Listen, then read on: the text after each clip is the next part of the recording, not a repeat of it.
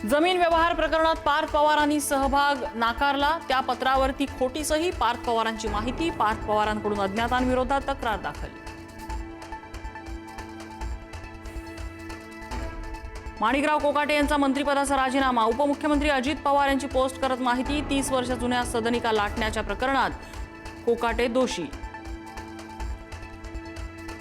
माणिकराव कोकाटेंच्या अटकेसाठी नाशिक गुन्हे शाखेचं पथक मुंबईकडे रवाना। लीलावती रुग्णालयातून डिस्चार्ज मिळाल्यानंतर कोकाटेंना अटक होणार। धनंजय मुंडेंना मंत्रिमंडळात घेण्यासाठी सुप्रिया सुळेंचा विरोध। धनंजय मुंडेंना मंत्रिपद दिल्यास बीडमध्ये उपोषण करणार, सुप्रिया सुळेंची भूमिका। राज ठाकरे शनिवारपासून मुंबईत दौरा करणार। शाखा भेटी आणि निवडणूक कार्यालयाचं उद्घाटन, कार्यकर्त्यांमध्ये जोश भरण्याचा प्रयत्न। सिल्वर ओकवर शरद पवार आणि संजय राऊतांची भेट। ठाकरे बंधू की काँग्रेस यावर राऊत आणि पवारांमध्ये चर्चा।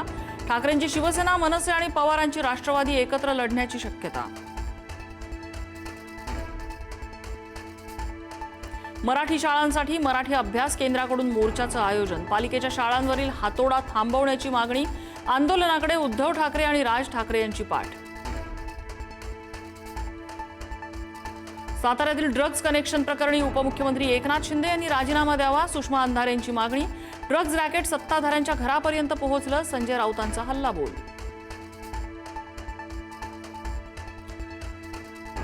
मुंबई महापालिका निवडणुकीसाठी एकनाथ शिंदेंचं बजेट 10,000 कोटींचं। खासदार संजय राऊतांचा गंभीर आरोप। एका उमेदवाराला निवडणूक लढण्यासाठी 10 कोटी रुपये देणार, राऊतांचा दावा।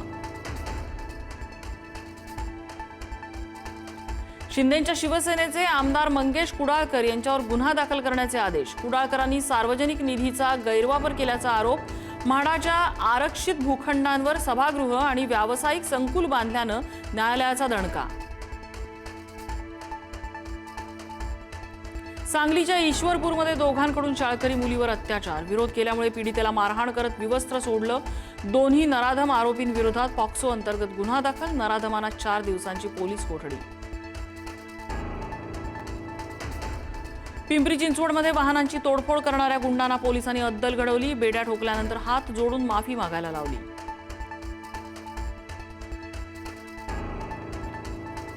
दौंडच्या भागवतवाडी जिल्हा परिषद शाळेत 2 साप। शाळा सुरू असताना 2री आणि 4थीच्या वर्गात साप आढळल्यानं पळापळ। रेल्वे प्रवाशांसाठी रेल्वेकडून महत्त्वाचा बदल। तिकीट कन्फर्म झालं की नाही हे आता 12 तास आधी कळणार।